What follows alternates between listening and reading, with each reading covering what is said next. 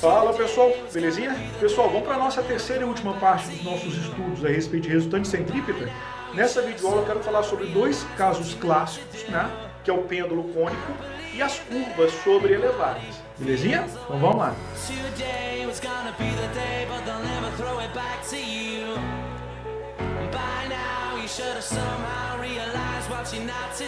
Pessoal, então vamos dar início aos nossos estudos da nossa terceira parte falando sobre a resultante centrípeta, a última parte de dinâmica no movimento circular.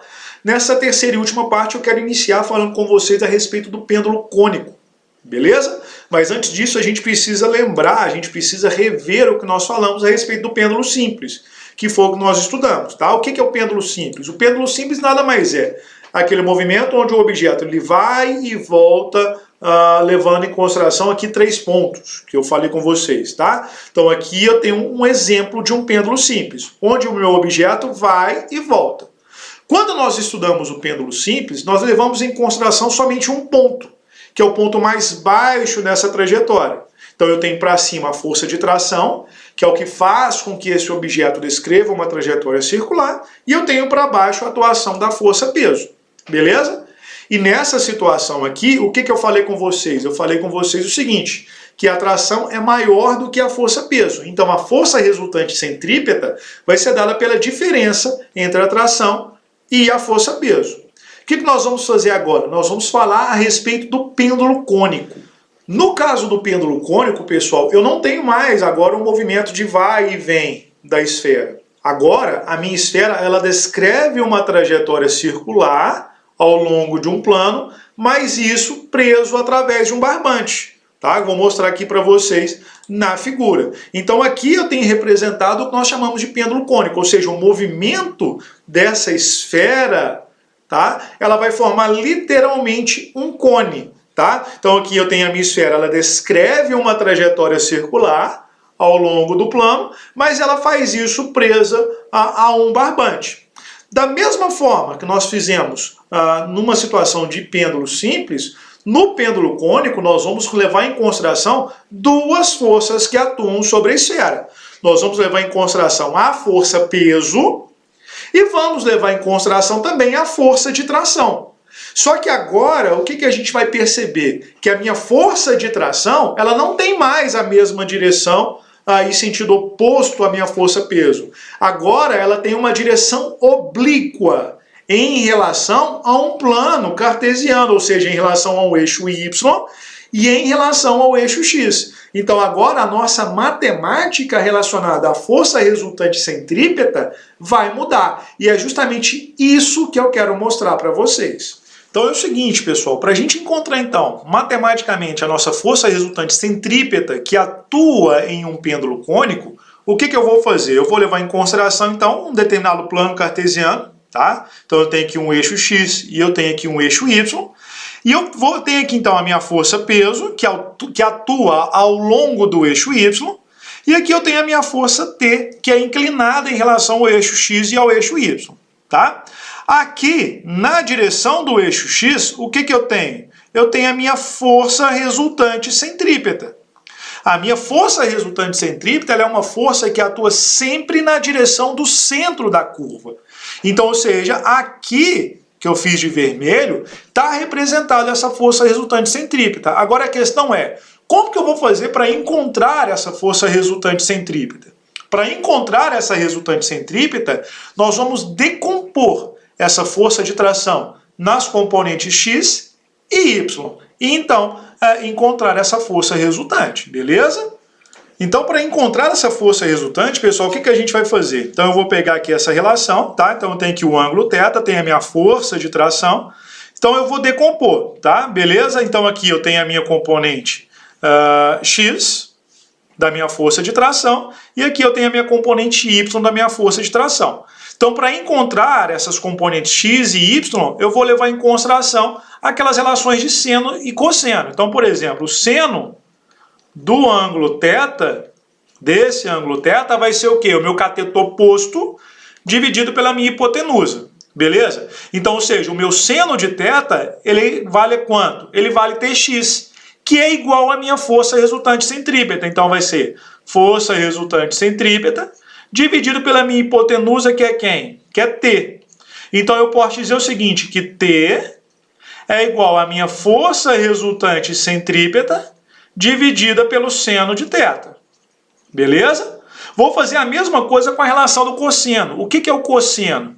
O cosseno de θ ele é igual ao cateto adjacente dividido pela hipotenusa. Nesse caso aqui, o meu cateto adjacente é TY, que é igual à força-peso, porque eu tenho uma situação de equilíbrio. Então vai ficar peso sobre a minha hipotenusa, que é T. Então eu posso dizer que T é igual a quem? É igual ao peso dividido pelo cosseno do ângulo θ. Então eu encontrei o valor da força-peso em função do seno e o cosseno. Da força de tração, desculpa. Só que o T é o mesmo. Então o que eu posso fazer? Eu posso igualar esses dois T. Então vai ficar força resultante centrípeta sobre o seno de θ.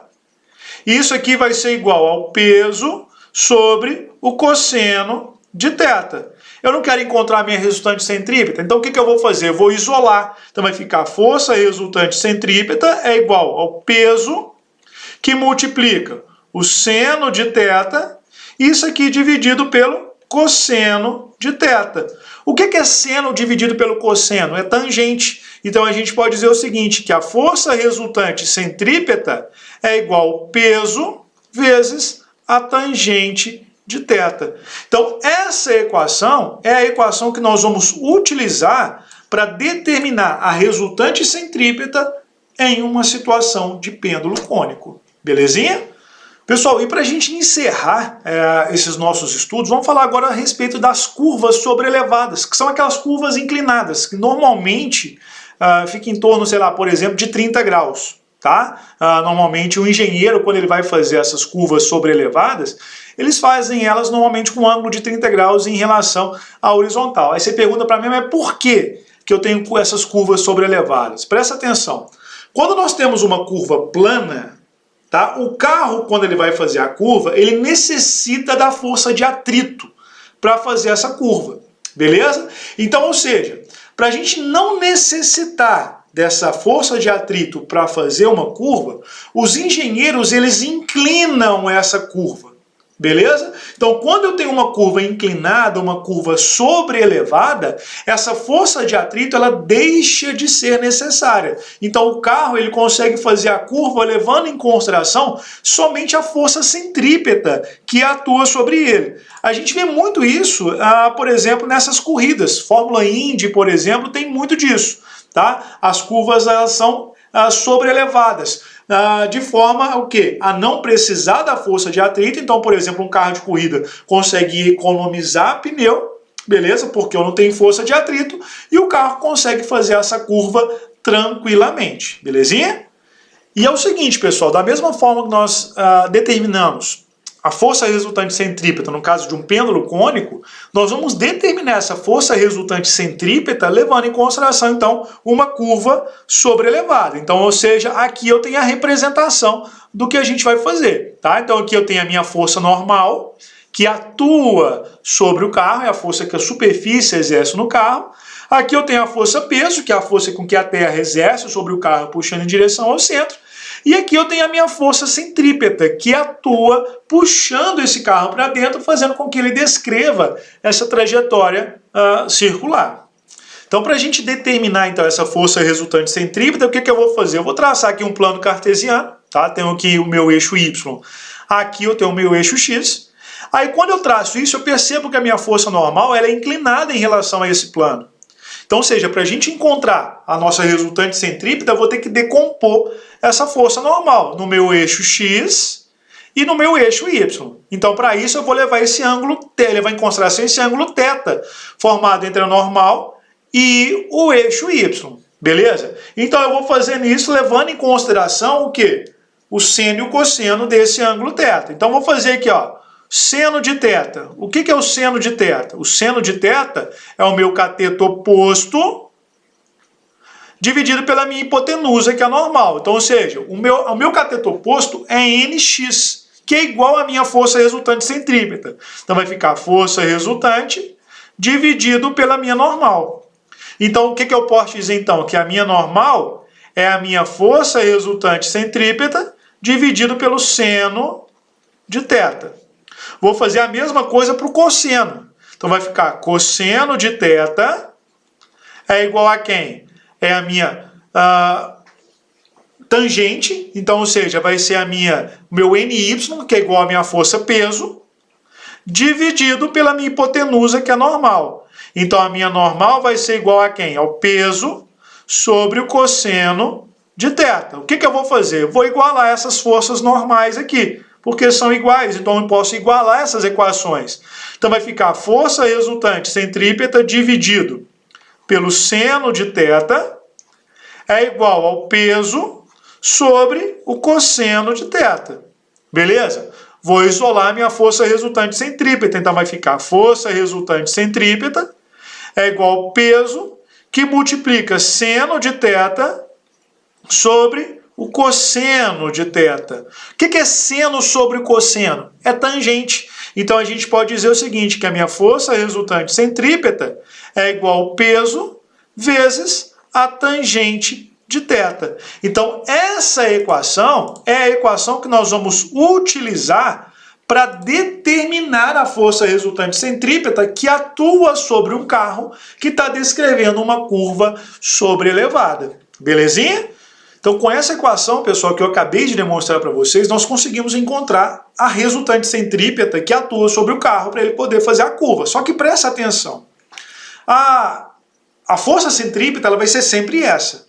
Mas dependendo da velocidade com que esse carro entra na curva, esse carro ele pode não conseguir fazer a curva saindo pela tangente, ele pode não conseguir a curva descendo a curva, ou pode conseguir fazer a curva da mesma forma que ele entrou, sem problema nenhum, sem nem precisar virar o volante, para você ter ideia.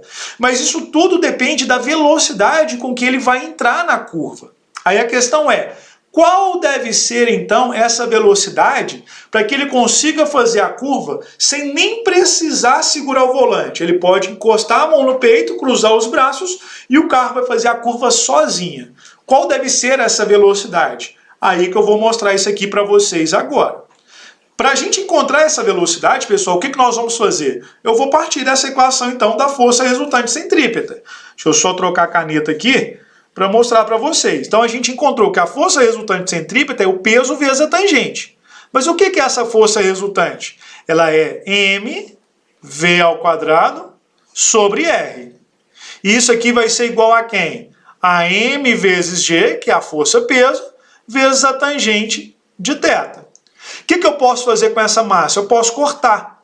Então vai ficar v² sobre r, que eu já vou passar multiplicando, que eu já vou deixar isolado. Então vai ficar r vezes g vezes a tangente de θ. Beleza? Então, ou seja, v é igual a raiz quadrada de r vezes g vezes a tangente de θ. Então essa deve ser a velocidade com que esse carro deve entrar na curva para que ele faça a curva sem nem precisar segurar no volante, ou seja, ele vai fazer a curva sozinho. Aí tem uma questão, tem um ponto que nós temos que levar em consideração. Qual é? Se a velocidade for menor do que essa velocidade mínima que ele tem que ter, o que vai acontecer? Ele vai escorregar para baixo na curva. Beleza? Aí eu preciso ter uma força de atrito para poder manter esse carro na curva. Beleza? Se a velocidade for igual, se a velocidade que ele entrar na curva for igual à velocidade mínima que ele entrar, então ele pode cruzar os braços que o carro vai fazer a curva sem nem precisar segurar o volante. Agora, se a velocidade for maior que essa velocidade mínima, o que vai acontecer? Ele vai sair. Beleza? Ele tende a sair para cima da curva. Belezinha, pessoal? Pessoal, eu vou encerrar aqui então essa nossa videoaula. Espero que tenha ficado claro para todos o que foi aqui abordado. E nós voltamos numa próxima videoaula para a gente dar continuidade aos nossos estudos. Pessoal, um abraço, fica com Deus e até a nossa próxima videoaula. Tchau, tchau.